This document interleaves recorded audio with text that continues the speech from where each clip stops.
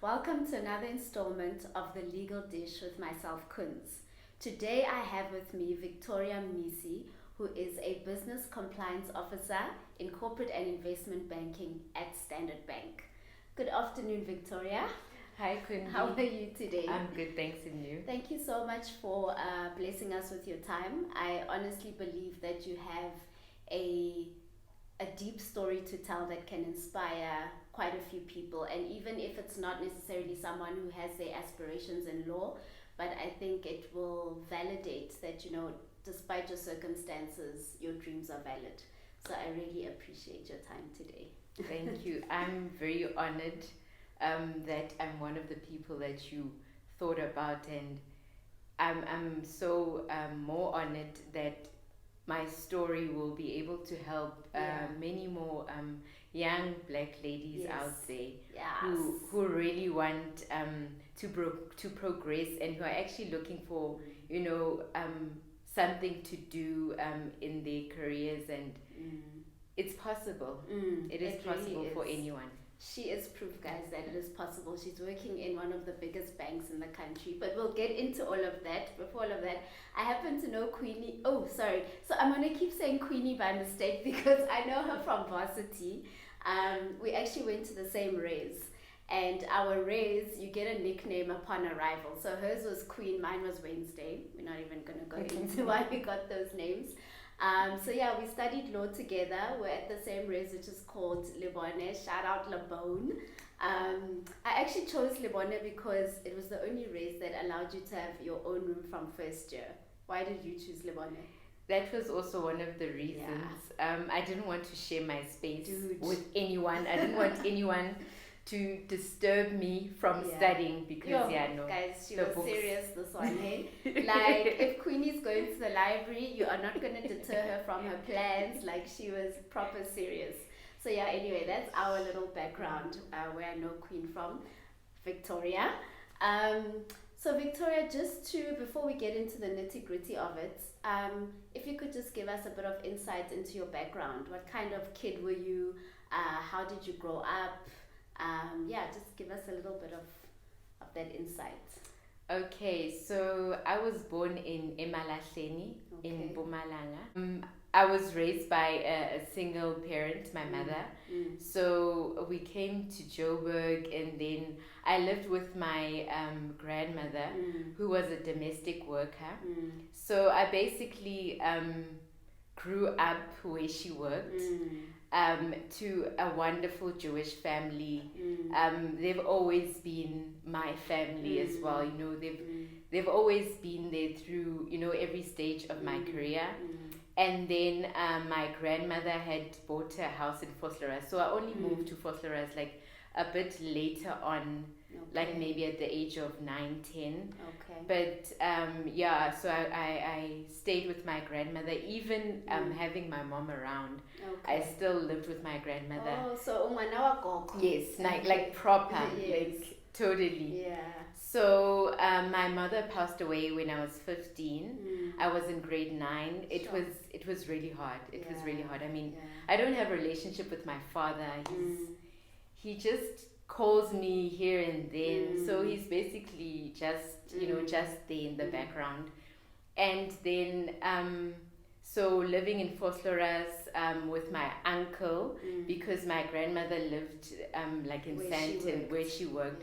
So I'd only see her on weekends because she'd only come home on weekends. So it was a bit challenging not having, like, let's say, like a female, just being around and just guiding me through, even though my gran has always been there, but just having a female figure around. And when it came to deciding before that, so high school, I went to Rand Girls High School. It's in Braamfontein. I knew that I always wanted to go to an all-girls school. I don't know why. It was just one of those. So being in high school and just going through all of the stages and phases without having your mom or your biological parent around was very challenging. And when it came to, okay, I think it was in grade 10 or grade 11 when we had to decide what do you want to study further. It was, it was like all over the place. So you were not one of those kids who knew from like when I'm 5 years old that I want to be a lawyer? No ways. Okay, so what I've always actually wanted to do was be a social worker. Okay. Because apparently, everyone who came to my house, like in Vosloorus, my mom's friends would be like, hey, you know, your child, she's so caring and which is true. Soft and she's, you know, she's very sweet. Yes, so they're like, no, you'd make a perfect social worker. Then I grew up with that thing. Okay, I want to do social work. Yeah.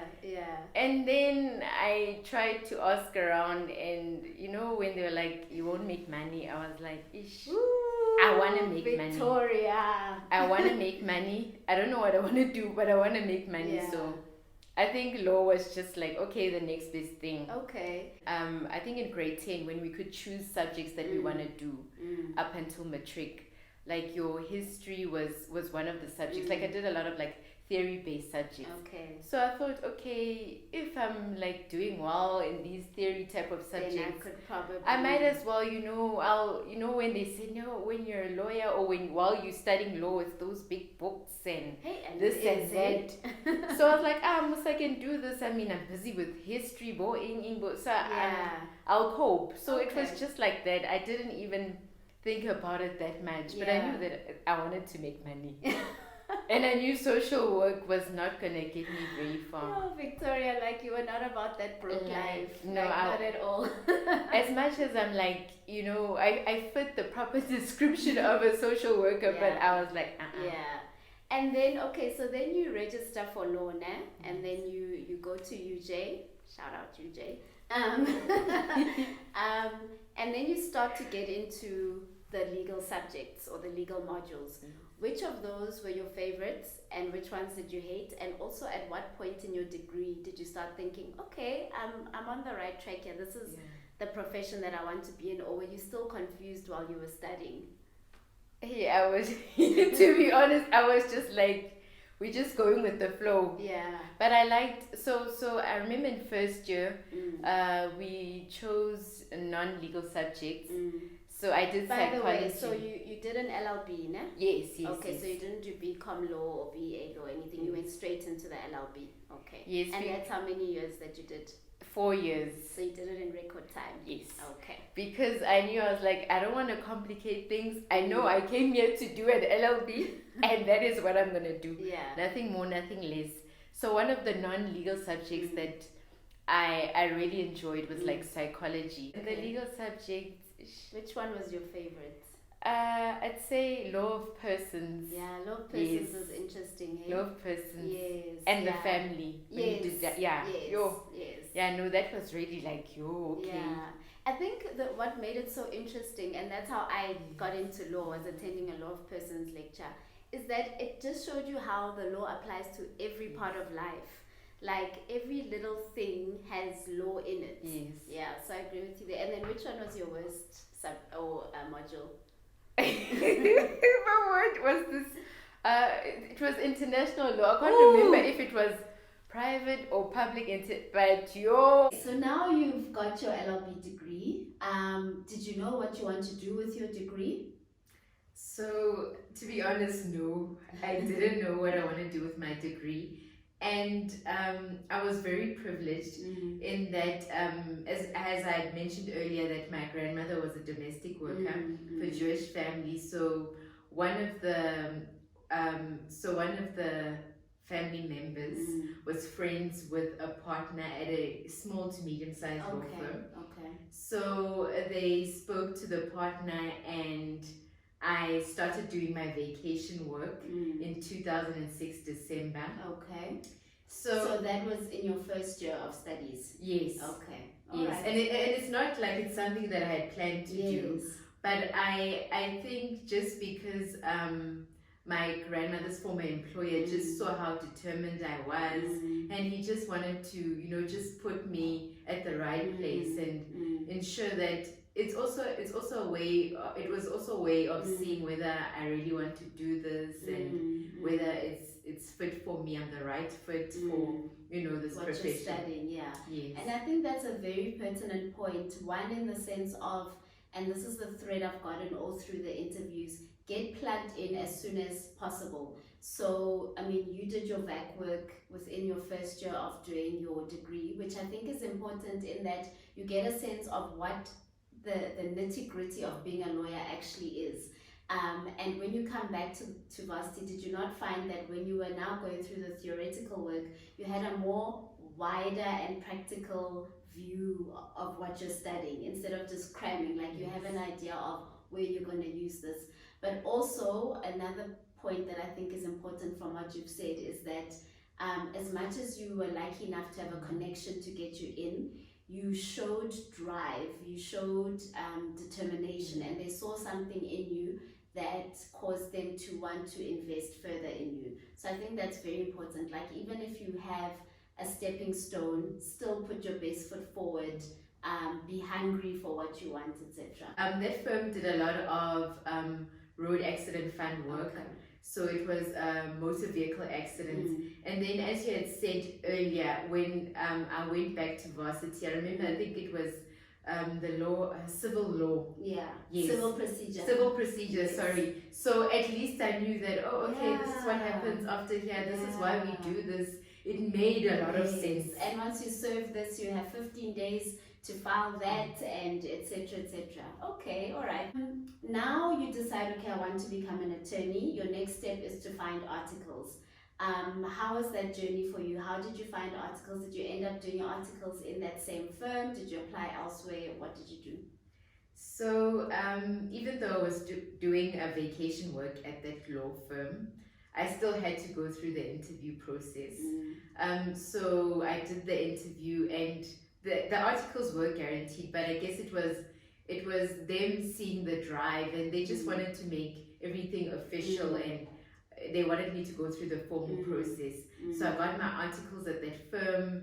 I really was privileged. I really was privileged because, I mean, getting articles is not easy at all. I know people that we went to varsity with. They only got articles probably 2 years after getting the degree. So that's very it's true. not easy at all. Yeah.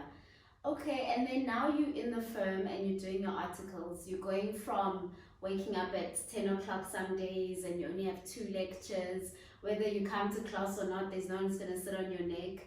To now you have a boss, you have deadlines, you are constantly learning on the job. How was your transition into articles? And what did you find most challenging about it, and what did you enjoy the most about it? Okay, so firstly, when I finished my tertiary education, I managed to get a car. So what happened was that in my 3rd year of studying, we sold my late mother's property because I said that I'm not going to be staying there because I wanted to live in the burbs. Hello. And then so we sold the property, and with the proceeds, I managed to get myself a small car just to get, starter pack just to get around, because I knew what was waiting for me. I mean, because I was exposed to vacation work, so I'd see them going to court and all of that. And so I knew that I also needed to do a lot of driving around. I mean, I even went to White River Magistrates Court. I didn't even know in Mpumalanga. Oh, wow. I didn't even know that White River existed. It's just some small town. So we did a lot of driving around to different courts. And as I mentioned before, I actually was really privileged to be able to move around, because I know people that did articles at the same law firm who had to use taxis to go to your Vaal Magistrates Court, Vereeniging, Joburg and Randburg. So having just being mobile helps a lot. So you said the highs. The highs of doing articles, I guess being, I blended well into that firm because I did the vacation work, and So working with those people, I already knew them. I had a lot of people that I could, if I needed help with something, that I could speak to. I mean, a lot of people took me to court with them to expose me to the different court structures. I mean, I went to the High Court. And then I've been once to Bloem, to the Supreme Court. And yes, and then I've also been and then Magistrates Court was just that was the daily bread. So just working with people, I mean, who really inspire you, who help you, who want to see you grow. So it was a good fit for you. Who are mentoring you. I mean, my principal, boss, when I was doing my articles, he's actually, I think he's an acting judge. Oh, yes, sure, yes. So you got some really good training. Yes, proper. And he used to call UJ you joking. He said it was a fake university. Excuse us. Yes, he used to call it you joking. UJ stands for you joking. So those were my highs, being mentored by those type of people. And then my lows were, I guess, it was a lot of administrative work. So how did you balance, because articles is doing the work, but you are also studying for your board exams, you are attending lectures after work. How did you manage all of that? And did you write all 4 of your board exams in the same year? Did you divide them? Did you pass them all? How did you navigate that? Okay, so I did, first year of articles, I was like, I don't want to touch any book, I don't want to do anything. And within the second year of articles, actually the first year of articles, I think towards the end of the year, did practical legal training, and it was at UJ Banting Road campus. So that was like, I think between 5 and 7. So it was only for, I think, a period of maybe a month or so, but it wasn't long. And then in the following year, when I was doing my second year of articles, I went to, then I registered for my board exams, and then there's this guy, I forgot his name. Fanik. Yes. So it was a weekend of basically, he told you everything that you need to study. I think it was a weekend or a week, something like that. Your guava. That guy. All the way at, where was it, at the Dome or Northgate side? Somewhere it was Northgate side, and he taught, it was basically extra lessons for wills and estates and bookkeeping. Yes. No, he helped me a lot because look, one of the reasons why I was like, I'll do law, because I was like, I know theory, it's my, but numbers are not our thing. Not at all. Not you. So he helped a lot. So I wrote in Feb, I wrote 2, I can't remember which 2, and then in July I wrote the other 2. So now you've done your articles, you've done your board exams, you've passed your board exams, and so you continued at the same firm you were at. And just to specify, it wasn't a big firm, it was a medium to small firm. But you still felt that you got good exposure and good training, because I feel like a lot of people think if you don't get into the big firms, you're doomed, and that is not true. There's pros and cons to both. So did you continue at that same firm as you became, after you became admitted as an attorney? So I continued at that firm. So I think I got admitted in, now I'm trying to think back, maybe by my 2013 Jan or somewhere there, not Jan, somewhere. It must, because I also got admitted around 2013, so it could have been around somewhere, somewhere there. So then I was like thinking, okay, after getting admitted, salary nyana, we'll see some change nyana. Even in bonus, shame. Like, I was like, this is what I get after admission. I was like, nix. And another thing is that, because, as I mentioned earlier, that firm does a lot of road accident fund work. Like, you reach the ceiling quickly. Sorry to interrupt you. So for someone who doesn't know what doing road accident fund work means, what was a lot of this the work you did in that area and in that law firm? Were you in court a lot? Were you seeing a lot of clients? Were you representing the RAF, or were you representing the person who's in the accident? Just give us some insight into that type of work.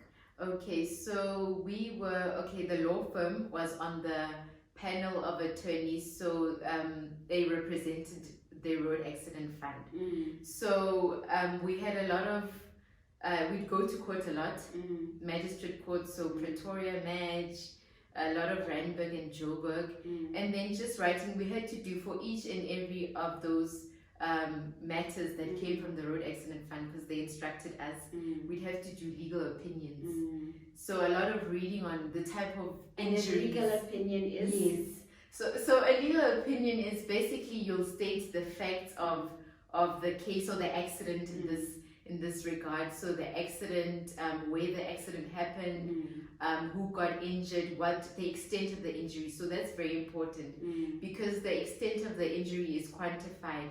So there's an amount. There's actually a book for each and every injury to your body. There's an amount stipulated.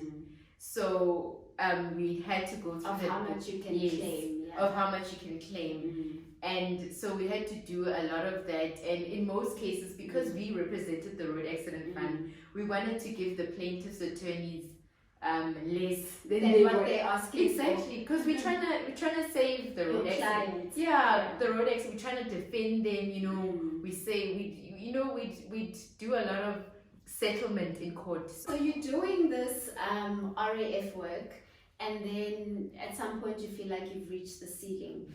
How long did you continue at that law firm after you were admitted as an attorney?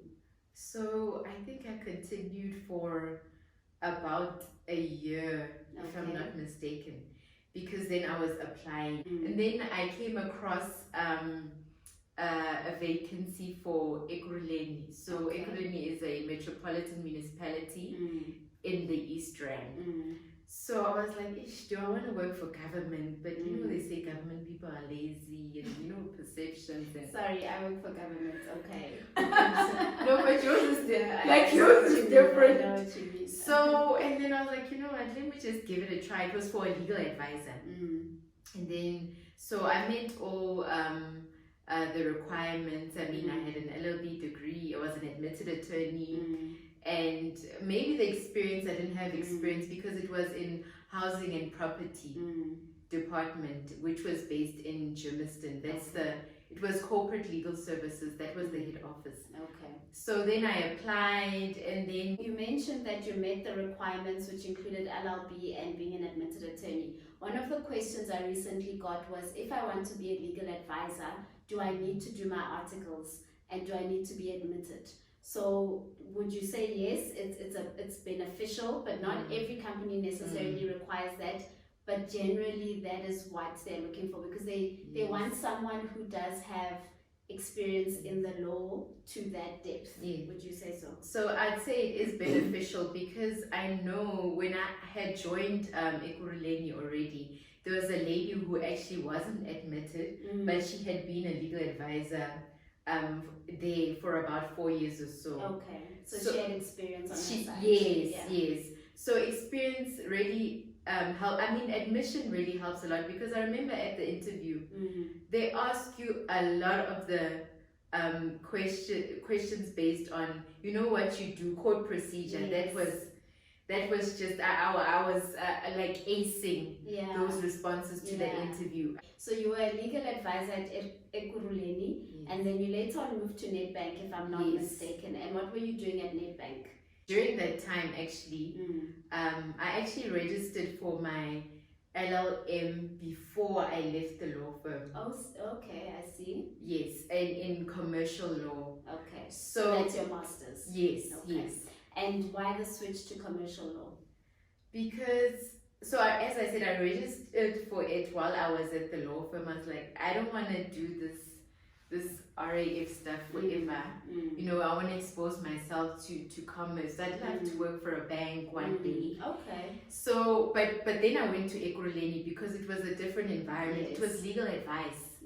and it was in corporate legal services. So it was, being exposed to a different area, and I learned a lot. I really learned a lot. So as I was doing my LLM, I met a lady. We were in the same class. I think we were doing banking law. This was when I was in Ekhureleni. And then she was already working within a bank. She was compliance officer.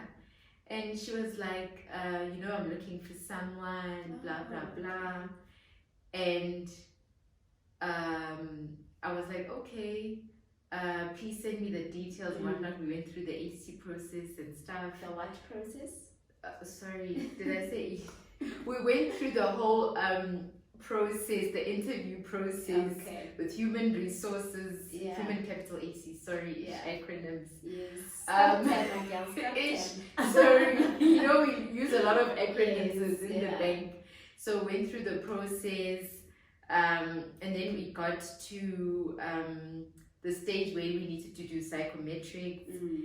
And then it ended up being myself and another chick, and I didn't get it. It was fine. And then when an opportunity came in at Nedbank, I took it. And what was the role at Nedbank?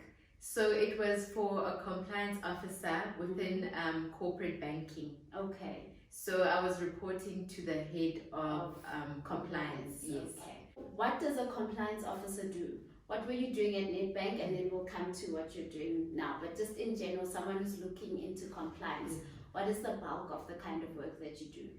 We make sure that the bank complies with all legislation.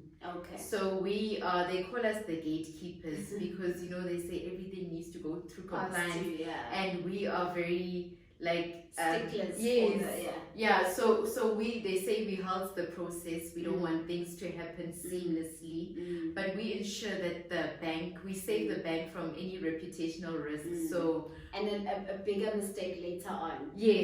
So for example, if with FICA, the Financial Intelligence Center Act, so when you go to a bank or when you open a bank account, they'll request your ID and as well as your proof of address. So if the bank doesn't request its clients to submit the ID and proof of address, we can actually basically be servicing anyone that we don't know. So we need to save ourselves from any reputational risk, because you can lose your license if you don't ask for the necessary requirements from your client, and if you also don't identify and verify that the person who sent me this document is the person that they claim they are. So at Nedbank I dealt a lot with FICA, the Financial Intelligence Center Act. So now you're a business compliance officer in corporate and investment banking at one of South Africa's biggest banks, which is Standard Bank.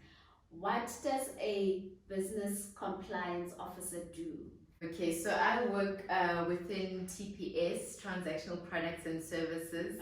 I support a certain area of the business.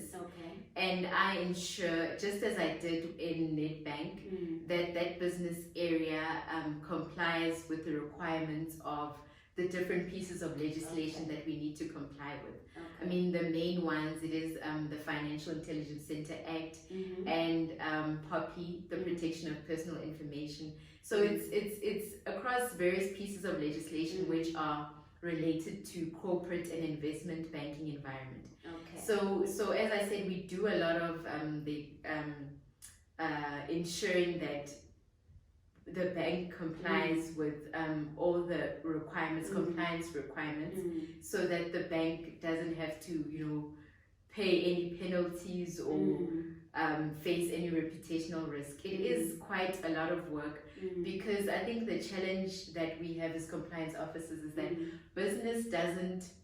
business meaning the areas that we support, they don't involve us at the inception of a project or whatever that they want to do. So we only get involved when something happens. Now we need to burn out fires. We need to take out fires. And like, so it's those are the challenges that we have, in that before they think of doing something, or the minute they have the idea and okay, we want to do this type of business, we want to digitize this type of area, what do you think? They're supposed to involve compliance right from the very beginning. Yes. Yeah. So those are the challenges that we have a lot, and we push back a lot. Yeah. We have to fight a lot with business, because some of the things that they want to do, we're like, okay, no, this is risky, are you sure? And they insist that no, we want to do this. Yeah. So they try to do things which work for the client, but they don't consider, at times they don't consider that these are the compliance requirements, or yes, this is what the regulator says, are we complying with it? Okay, so it's a very important unit within the organization, because I can see how if a certain area is not, or a certain part of the transaction is not conducted according to the act, later on you're facing big litigation. And I mean, an organization this big, you're looking at millions if not billions of rands. Okay, and then so those are the challenges of your job. What do you love about being a compliance officer? Okay, what I love about being a compliance officer is, I guess it's just supporting my business on the other side. We vet contracts. What does vetting a contract mean to someone who doesn't know? So we review basically a contract to make sure that there aren't any loopholes. If there's a clause that we need to amend or include, we do that. So there's a lot of legal work that comes into, because at the end of the day, we ensuring that the bank complies with legislation. So it's, and to do that, you need to understand the legislation. You need to understand the law. You need to understand the law. I see, like recently, they're not really looking for people who have LLB degrees within the compliance space. So I guess a lot of people just do on the job training. And on that point, I actually wanted to ask you, you know, if you want to progress in this particular field of compliance, are there any extra qualifications that you would recommend or that are required, or if you're coming from a law background, that's all? Because I think I have seen adverts in compliance where they say in addition to whatever training you have, there's another qualification or certification in compliance. Yes, so there is I think it's called compliance management. I know it's offered by UJ. It's 4 courses that make up that. It's a diploma, or no, it's a postgraduate. It's a postgraduate certificate, or a diploma, something like that. It's offered at UJ, and a lot of people who don't have the legal background actually have that. Actually have that. But it's not a requirement. Like a lot of people do a lot of as I said, on the job training. I mean, I work with people who come from economic backgrounds. Actuarial, there's actually an actuary in our team. But I guess it's about learning what the business. The important thing is you need to learn, this is what my business does. This is what the law says. This is how I can help my business to ensure that they comply with the law. Yes. Okay, all right. What advice would you give to someone, or what is your take on, because you've been in practice, and in practice meaning that you've worked in a law firm. Now you're out of practice but still doing legal work within a big commercial company.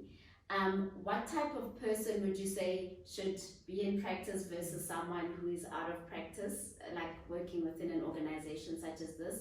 Or do you think it really depends on the circumstances or the person? What made you fit here rather than practice? So within practice, I think the hours. I'm not saying that we don't work long hours, we do. But I guess you need to have a feel, like you need to be so passionate about going to court. Firstly, preparing for a trial, guys, that takes so much energy, so much work, and there's a lot of rules. There's also a lot of rules in respect of by when you must file your responses, how they must be filed, exceptions. So you're always on the go. And just to clarify, the area of practice that you were in was mostly litigation. So just to also clarify, there's different areas of practice. So you can still be within a law firm, but you're doing more of contracts or employment law, whatever the case is. So we're speaking specifically about litigation there. So that was not where you saw yourself for a lifetime. Okay, and then so being outside of practice, who would you, or what kind of person would you say this fits better for? I think a person who doesn't like going to court. So being in-house within a corporate but in a legal division, so to speak, you'd say it's more for a person who's not so much into court and litigation and that kind of thing, but you're dealing a lot with contracts and with legislation, so you must enjoy reading and really applying your mind in that kind of way. Yes, and you must also enjoy ensuring that your business is satisfied, because I mean, if they're gonna say, oh, Victoria is slacking and we sent her this contract, we don't know what's going on, she's holding up the process, because they depend a lot on us. And I mean, the person that we need to ensure that they have a seamless experience in the way in which we're servicing them is the client. And that is you and me, or any other, as I'm in a corporate business, that's any other entity. So if you hold up the process, and then I mean, it reflects badly on you. Very true. And just sort of to wrap up, in closing, what advice do you have for an aspiring legal professional? You know, a girl who grew up in the hood, doesn't have all the resources at her disposal. In fact, things are kind of, not adding up for her. What advice would you give, and also what pitfalls to look out for? Things that we perhaps stumbled on that you can advise someone, look out for this, rather avoid that, etc. Okay, firstly, I know I had challenges with regards to, okay, so how are we going to fund your tertiary education? And then someone had told me, it's also, when you speak to people, I mean, a lady who used to plait my hair, who used to do like cornrows in my head, she was the one who was like, oh no, you can try, she called it TEFSA, so it's NEFSA. So because that's when she started tertiary and stuff. So she was like, try that. And then she also encouraged me to live on campus, because she was like, it's better because you have all the resources. I mean, you write tests at night as well. I mean, that's also one of the reasons. And we could stay at the library till 9 p.m. when it closes, and you don't have to worry about getting onto the road.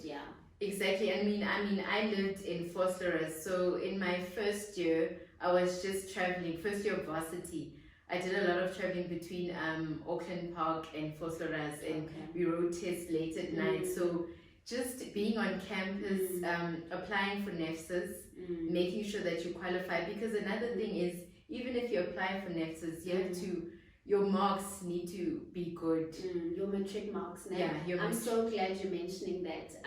Don't think that you can start the process in varsity. It starts as early as high school in terms of focusing and making sure you get the best results possible, because then you stand a better chance for the funding, right? Yes, your grade 11 and your matric marks, they really play a major role. And I remember as I was studying, some of the loan used to be converted into a bursary. So the more while you did in school, then you also got a portion of your loan was converted so your payback is less. It was less. And another thing was that in my penultimate year, my third year, I applied for a UJ bursary. So I got it for my final year. So then that also helped. Then at least my NEFSA's debt wasn't as high. This is why you were so focused in varsity. Like Victoria was not about to play games. Like if she said to you, buddy, I'm going to the library and I'll be there until 10 p.m. Like, she's not going to change her plans for anyone. No, not at all. Because another thing is, I mean, if you are that like smart and all of that, I mean, you can get a bursary to just fund you throughout your entire tertiary education. Yeah. So your marks are a lot, mean a lot.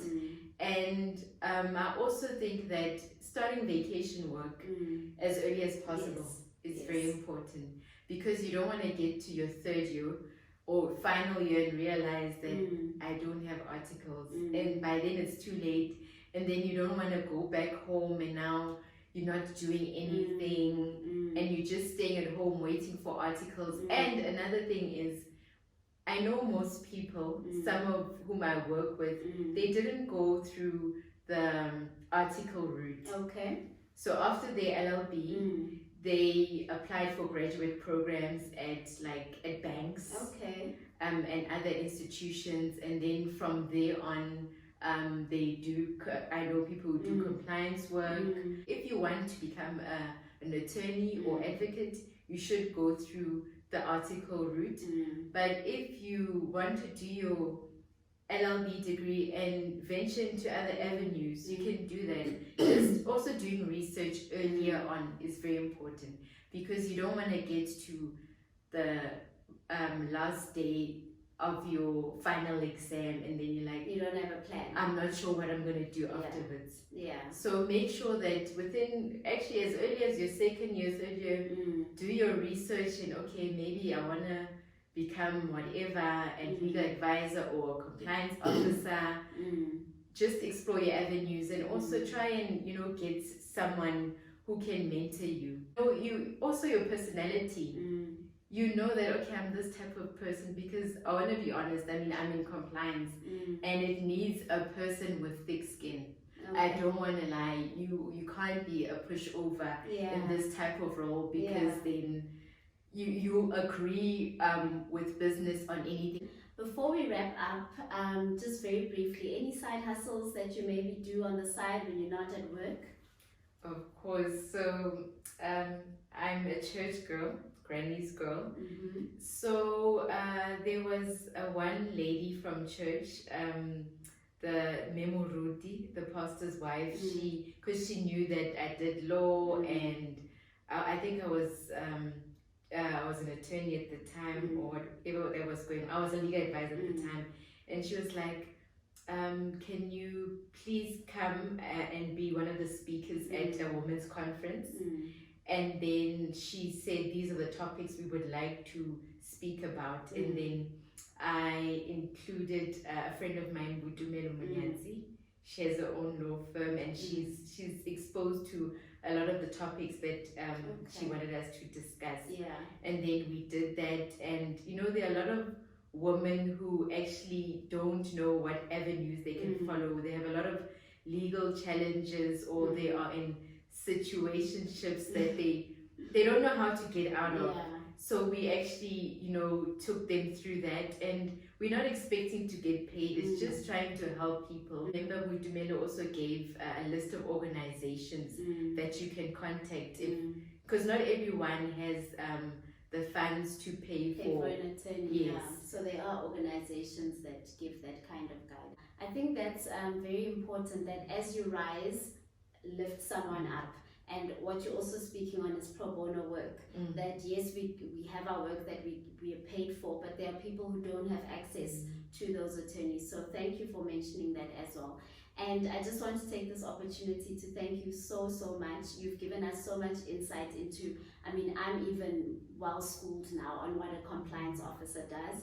And I honestly think that your journey has so much inspirational potential for someone out there, who things are not looking great, but just to say that your dreams are valid, and if you work hard and you are hungry enough, you can make it work. So thank you very much, Victoria. Thank you so much. I'm very honored.